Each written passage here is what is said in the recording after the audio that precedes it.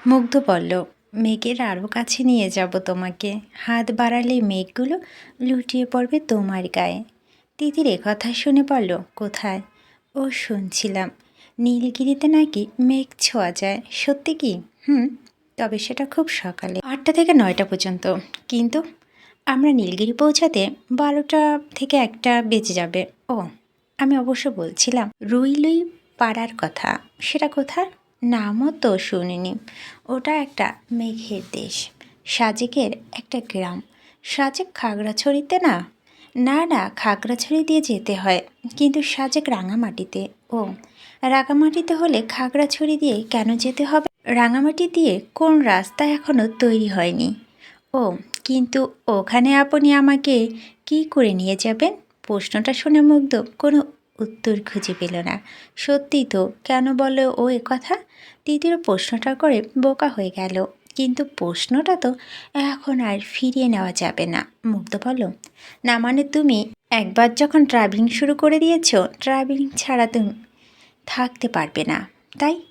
টিউবি থেকে সাজেকের কোনো ট্রিপে হয়তো তুমিও যাবে, আর আমি তো ওদের প্রায় সব ট্রিপে থাকি। তখন আমি তোমাকে আলো ফোটাতে না ফোটাতে ডেকে নিয়ে যাব সেই স্বর্গীয় জায়গায়। Good idea. টিউবি মানে অরিজিনাল টিউবি, আই মিন সাপি ভাইদের টানা অথরিটি। কোনো সাজেক ট্যুরে হলে আমাকে জানাবেন প্লিজ, আমি যাব। মুগ্ধ হেসে বলল, হা হা, অরিজিনাল টিউবি অবশ্যই। জিপ মিস করে খারাপ হয়নি, সাপে বড় হয়েছে। কীরকম? তিতির কিছু বলার আগেই হাসু ডাক দিল, মামা কখন যাইবেন? মুগ্ধ তিতিরকে বলল, এই খেয়ালই তো ছিল না। চলো চলো, দেরি হয়ে যাবে আমাদের। তিতিরও সিএনজিতে উঠতে উঠতে বলল, অনেস্টলি স্পিং মিলন সরি, অনেক সুন্দর, যেতে ইচ্ছে করছে না। সিএনজি আবার চলতে শুরু করলো। মুগ্ধ বলল, সামনে এরকম শত শত সুন্দর জায়গা পড়বে, যাকে বলে একেবারে ভিউ পয়েন্ট। সব জায়গায় নেমে 2 মিনিট করে থাকলো 2 দিনের আগে ধানচি যেতে পারবো না। তাহলে কি আমরা এই শত শত জায়গার মধ্যে 4-5টা জায়গাও নামবো না? মুগ্ধ হেসে বলল, হ্যাঁ তা নামবো। কিছুক্ষণ পর মুগ্ধ দিদিরকে ইশারা করে দেখালো, ওই যে দেখতে পাচ্ছ রাস্তাটা, দেখতে পাচ্ছ ওই দিকে গিয়ে পাহাড় কেটে কেটে সিঁড়ি তৈরি করা হয়েছে। সিঁড়ি দিয়ে উঠলে মিলনসরি হিলসাইড রিসোর্ট। বেশ কয়েকটা কটেজ আছে ওদের। আমি থেকেছিলাম যে কটেজে, সেটার নাম ছিল মুনিয়া। কটেজের বারান্দায় গিয়ে আমি তো স্পিচলেস হয়ে গিয়েছিলাম। কী যে সুন্দর, শুধু পাহাড় আর পাহাড়। সবগুলো কটেজের নাম পাখির নামে, বুলবুলি, টুনটুনি, শামা, চড়ে, মনিয়া। তিতির নেই অবশ্য। তিতির হেসে ফেলল। মুগ্ধ এবারে বলো, নাও এবার বলো, জিপ মিস করে কিভাবে সাপের বর হলো? ও হ্যাঁ, দেখুন, এক একটা জিপে আমাদের 14 জন করে বসতে হতো। 7 জন ডান পাশে, 7 জন বাঁ পাশে। এতগুলো অচেনা মানুষ মুখোমুখি বসে থাকবে। সবচেয়ে বড় কথা হলো, এদের বেশিরভাগ মানুষই অপ্রয়োজনীয় কথাবার্তা বলবে, তবে সেটা নিজেদের মধ্যে। অন্যদের সাথে পরিচিত হবার কোনো দরকার নেই যেন। বাসে আর রেস্টুরেন্টগুলোতে যেমন হয়েছে। আর আমরা যারা একা একা এসেছি তারা বলদের মতো বসে থাকবো, তার চেয়ে এটাই ভালো হয়েছে না? অন্তত ওদের হা হা হি হি থেকে উদ্ধার পাওয়া গেল। হা হা, ওয়েল সেট, ওয়েল সেট। আসলে সব ট্যুরে কেউ একা একা আসে না। ফ্রেন্ডস, গার্লফ্রেন্ড, বয়ফ্রেন্ড, ফ্যামিলি এভাবেই আসে। তাই তারা অন্যদের সাথে পরিচয় হওয়ার তাগিদ ফিল করে না। কই, আপনি তো একা এসেছেন। যদিও আপনার কাজিন আছে, কিন্তু সেটা তো তার ফ্রেন্ড সার্কেলদের সাথে ছিল পুরোটা সময়। সেই হিসেবে আপনিও একা এসেছেন। আসলে আমি যেখানে যাই একাই যাই, অন্যদের সাথে আমার মেলে না। খুব হতাশ হই গ্রুপের মানুষদের কিছু কাজ কারবার দেখে। এগুলো টিউবি ট্যুরেও থাকে, গ্রুপে গেলে এগুলো থেকে রেহাই নেই। যেমন একটু ডিটেলস বলুন না, আমার তো কোনো অভিজ্ঞতা নেই। যেমন ধরো, এরা অনর্গল হইচই করতে থাকবে, কথা বলুক, কথা বলাতে না আর কোনো প্রবলেম নেই। এই যেমন আমরাও তো কখন থেকে কথা বলছি, কিন্তু হইচই তো করছি না। হইচই করলে পাহাড়ে ভারসাম্য নষ্ট হয়। পাহাড় হলো নীরব, নিস্তব্ধ। এখানে সে নিস্তব্ধতা বজায় রাখা আবশ্যক। হইচই করে পাহাড়ও যে একটা নীরব ভাষা আছে, সেটা ওরা শুনতে পারে না। বিরাট এক মিস করে ফেলে।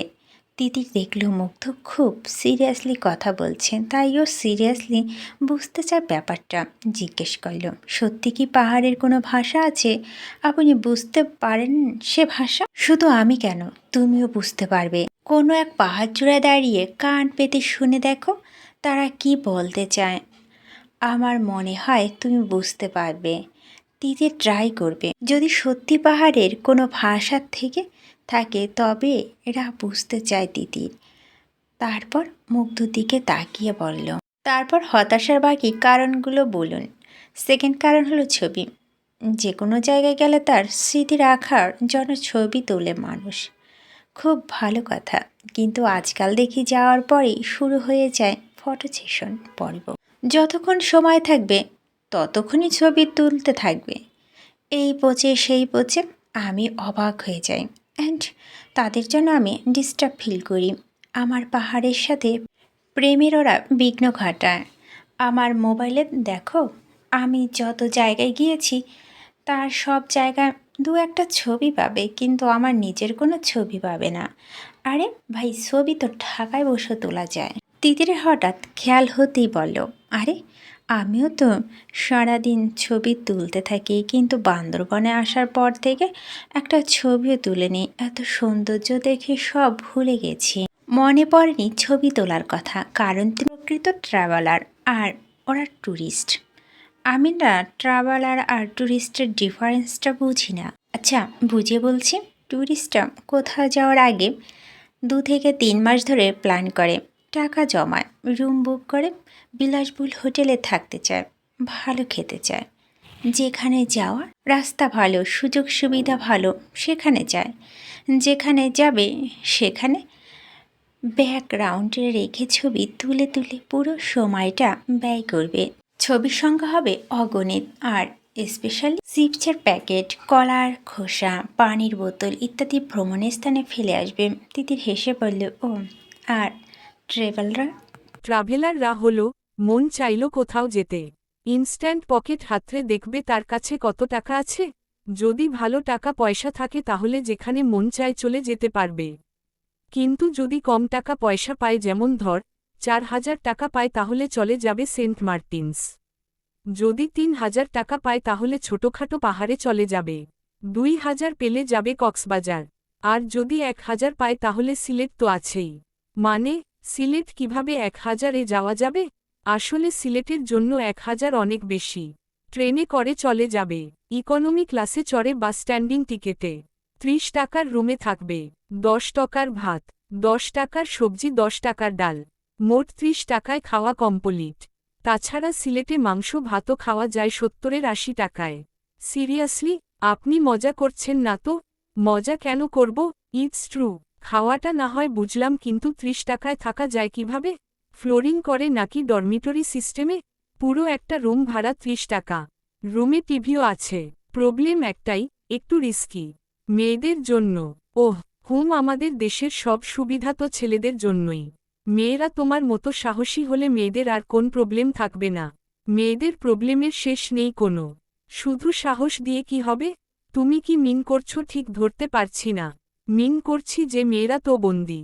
ভাইয়া রিকোয়েস্ট না করলে বাবা মা কখনো আসতে দিত না। আমি না হয় ভাইয়ার কারণে যেতে পারছি, কিন্তু আমার মতো অনেক মেয়েরা আছে যারা ইচ্ছা থাকা সত্ত্বেও বনে জঙ্গলে যেতে পারে না। কারণ ফ্যামিলি থেকে এসব জায়গায় কেউ যায় না।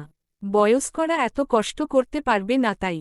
আর মেয়েগুলোর ঘোরাঘুরিও কক্সবাজার, সেন্ট মার্টিনস, সিলেট পর্যন্তই সীমাবদ্ধ থাকে। ঠিক, কিন্তু আজকাল আস্তে আস্তে মেয়েরাও সুযোগ পাচ্ছে। আমি তো আমার বোনকে মাঝে মাঝে নিয়ে যাই গ্রুপে গেলে, ও যদি ফ্রি থাকে। ওর ফ্রেন্ডদের সাথেও যেতে দেয় ফ্যামিলি থেকে। এখন দেয়, আমাকেও দেয়। কিন্তু যখন আমাদের বিয়েশাদী হবে তখন আর পারবো না। বাপরে, কোন যুগে পড়ে আছো? তোমাকে দেখলে কিন্তু মনে হয় না তোমার চিন্তাধারা এমন। যা সত্যি তাই বললাম। যাই হোক, বাদ দিন। আপনি বলুন, একা একা ঘুরেই যদি আপনার এত আনন্দ তাহলে গ্রুপে কেন যান? একা একা ঘুরে আনন্দ ঠিক আছে, তবে মনের মতো সঙ্গী হলে দোকলাও প্রবলেম নেই, বরং ভালো, নিজের ফিলিং শেয়ার করা যায়। আর গ্রুপের কথা যদি বলো, সেখানে এত মানুষ সবাই তো আর আমার মনের মতো হবে না। আবার এক ধরনের দূরের আর এক্সপেন্সিভ ট্যুরগুলোতে তো গ্রুপ ছাড়া উপায় নেই। এক এক জায়গার ভাড়া কীরকম তা তো দেখলেই। এসব জায়গায় থাকা খাওয়ার খরচ খুবই কম, কিন্তু ভাড়াতেই সব চলে যায়। থানচি থেকে যে নৌকায় যাব তার ভাড়াও প্রায় 7-8 হাজার টাকা। তাহলে বোঝো একা তো পোষায় না। আর খরচের ব্যাপারটা আমাকে চিন্তা করতেই হয়, কারণ প্রতি মাসেই আমি কোথাও না কোথাও যাই। বৃহস্পতিবার অফিস করে রওনা হই, শুক্র শনি ঘুরে শনিবার রাতে ব্যাক করে রবিবার থেকে আবার অফিস করি। এরকম প্রতি মাসে অন্তত একবার হয়। আর বড় রকমের ট্যুর বছরে 2-3 বার। তিতিরের চোখগুলো বড় হয়ে গেল। এত ঘোরাঘুরি করেন? ওই আর কি। আপনার না স্টাডি কমপ্লিট হয়নি, তাহলে জব করেন কিভাবে? ইভিনিংয়ে মাস্টার্স করছি, প্রাইভেটে। ওহ, হঠাৎ গাড়িটা ডানে মোড় নিতেই টাল সামলাতে না পেরে তিতির মুগ্ধর গায়ের উপরে গিয়ে পড়ল। তারপর হয়তো সিএনজি থেকেই পড়ে যেত, কিন্তু মুগ্ধ তার আগেই তিতিরকে ধরে ফেলল। তারপর বলল, শক্ত হয়ে বসো, আমি সময়মতো না ধরলে তো পড়ে যেতে। ওয়াই জংশন যেতেই মুগ্ধ গাড়ি থামাতে বলল। মুগ্ধ সিএনজি থেকে নেমে বলল, তিতির নামো। তিতির নামল। তারপর বলল, রাস্তার ব্যাপারটা দেখেছ? তিতির দেখল এতক্ষণ ওরা একটা রাস্তা এসেছে। সেই রাস্তাটাই এখানে এসে একটা বামদিকে নিচে চলে গেছে, পাশে অনেকটা জমির মতো কিছুটা সমতল। আরেকটা রাস্তা ডানদিকের বড় পাহাড় ঘেঁষে উপরে চলে গেছে। মোড়টাতে বেশ কয়েকটা দোকানপাট আছে। সব দোকানদার মহিলা। শুধু একটা কাঠের টেবিলে পেঁপে নিয়ে বসে আছে এক বুড়ো বুড়ি। তিতির বলল, বাহ, জায়গাটা তো বেশ সুন্দর। আচ্ছা, রাস্তাটা এরকম দোতলা টাইপ কেন? দোতলা? ওয়াও, কিন্তু তোমার এই মোড়টাকে ওয়াইশেপ বলে মনে হচ্ছে না? তিতিরের এবার খেয়াল হল, বলল, আসলেই ওয়াইশেপই তো, এজন্যই এই জায়গার নাম ওয়াই জংশন। ওহ, চা খাও তো। খুব। বা খেলেই বরং খারাপ লাগে। তাহলে এতক্ষণ বলনি কেন? আমি ভাবিনি এখানে চা পাওয়া যাবে। আচ্ছা, চলো। চায়ের সাথে আর কি খাবে? আর কিছু না। আচ্ছা, আমরা কোন রাস্তাটা দিয়ে যাব? উপরে যেটা গেছে ওটা দিয়ে। ও, আর নিচের ওই রাস্তাটা দিয়ে কোথায় যায়? ঠিক নিচের না, এখানে নিচে, তবে আস্তে আস্তে উপরে উঠে গেছে। ওটা দিয়ে বগালেক, কেওক্রাডং এসব জায়গায় যায়। ওহ, মুগ্ধ দোকানে বসে বলল, আপু, 3টা চা দিয়েন। তিতির দোকানদার মেয়েটার দিকে তাকালো। মেয়েটা খুব সুন্দর, একটা স্কার্ট পরা, চাকমা টাইপ চেহারা হলেও খুব সুন্দর। তিতিরের স্কিন খুব ভালো। নিজের স্কিন নিয়ে ওর কোনোই আক্ষেপ নেই, কিন্তু এই মেয়েটাকে দেখে নিজের প্রতি আক্ষেপই হচ্ছে। ও ফিসফিস করে মুগ্ধকে বলল, মেয়েটা তো ব্যাপক স্মার্ট, আর মারাত্মক সুন্দর। এই কুঞ্জর দিও না। স্মার্ট হবে না কেন? পাহাড়ে থাকে বলে কি ওরা স্টাইল জানে না ভেবেছ? আর ওরা এত সুন্দর জায়গায় থাকে, ফ্রেশ ওয়েদার, ওরা তো সুন্দর হবেই। আর তুমি এভাবে বলছো কেন? তুমি কি ওর চেয়ে কম নাকি? তিতির লজ্জা পেল। মুগ্ধ অকওয়ার্ড ফিল করল। কি বলে ফেলল? প্রসঙ্গ পাল্টাতে মুগ্ধ তারপর হাসুকে ডাক দিল, এই মামা, এদিক আসো। হাসু আসতেই বলল, তুমি ওই কোণার মধ্যে বইসা আছো কেন? নেও চা বিস্কুট খাও। হাসু চা নিল, বিস্কুটও নিল। মুগ্ধ চা খাওয়া শেষ করে তিতিরকে বলল, মজা দেখবে এসো। তারপর পেঁপের দোকানের সামনে গেল। তিতিরও সাথে গেল। বুড়ো বুড়ি ওদের দেখেই হেসে দিল। মুগ্ধ একটা পেঁপে হাতে নিয়ে বলল, দাদা, এটা কত? বুড়ো বলল, তুই তো টাকা। মুগ্ধ আরেকটা পেঁপে নিয়ে বলল, আর এটা? বুড়ো একটু ভেবে বলল, এটা পয়তিত টাকার মতন। মিষ্টি হবে? বুড়ো হেসে বলল, মিষ্টি হবে। কেটে দেয়া যাবে? হি, কেটে দেয়া যাবে। মুগ্ধ একটা পেঁপে এগিয়ে দিল, এটা কেটে দেন, আর ওইটা এমনই দিয়ে দেন। বুড়ো খুব সুন্দর করে পেঁপেটা কাটল, তারপর ধুয়ে পলিথিনে ভরে দিল। মুগ্ধ সেটা হাতে নিয়ে টাকা দিয়ে তিতিরকে নিয়ে সিএনজিতে উঠল। সিএনজি ছেড়ে দিল। মুগ্ধ বলল, যে মজাটা দিতে চেয়েছিলাম সেটা কি পেয়েছ? হ্যাঁ। ওরা কি সুন্দর করে কথা বলে। খুব মিষ্টি না? আমার তো পাহাড়িদের কথা শুনলে শুধু শুনতেই ইচ্ছে করে। তিতির বলল, আপনার কি পেঁপে অনেক পছন্দ? মুগ্ধ বলল, পেঁপে বান্দরবনের জাতীয় ফল। ঢাকায় সারা বছরে একটা পেঁপেও খাই না, কিন্তু বান্দরবন এলে ডেইলি 2-3টা পেঁপে খাই। এত মিষ্টি পেঁপে আমি পৃথিবীর আর কোথাও খাইনি। একবার খেয়ে দেখো, ঢাকা গিয়ে আর পেঁপে খেতে ইচ্ছে করবে না। আচ্ছা পরে খাবো। আরে খাও না, খুব মিষ্টি। তোমরা মেয়েরা এত ডায়েট করো কেন বলো তো? আমি ডায়েট করি না, অনেক খাই, খেলেও আমি মোটা হই না। তাহলে খাও। তিতির পেঁপে নিল, মুখে দিয়ে ওর মনে হলো চিনি মাখিয়ে দিয়েছে। মুগ্ধ পেঁপে খেতে খেতে জিজ্ঞেস করল, কি মিষ্টি না? হুম, মিষ্টির জন্য মাথা ধরে যাচ্ছে। বাপরে, মনে হচ্ছে 1 কেজি চিনি মাখানো হয়েছে পেঁপেটাতে। মুগ্ধ হাসল। কোন মানুষ যে কোনো সিচুয়েশনে এত তাড়াতাড়ি ঘুমিয়ে পড়তে পারে তা মুগ্ধ আগে জানত না। আর ঘুমানোর পর যে কারো মুখটা এতটা মায়াবী লাগে তাও জানত না। তিতির ঘুমাচ্ছে, হ্যাঁ সিএনজিতেই ঘুমাচ্ছে। যাতে পড়ে না যায় তাই ওর সামনে দিয়ে হাত বাড়িয়ে সিএনজি ধরে রেখেছে মুগ্ধ। ওর খুব ভালো লাগছে। ওর চোখ দুটো তিতিরের বন্ধ চোখ, নাক, ঠোঁট, গাল, নিঃশ্বাস আর কপালের উপর এসে পড়া চুলের উপর ঘুরপাক খাচ্ছে। এত সত্যি ঘুমকুমারী।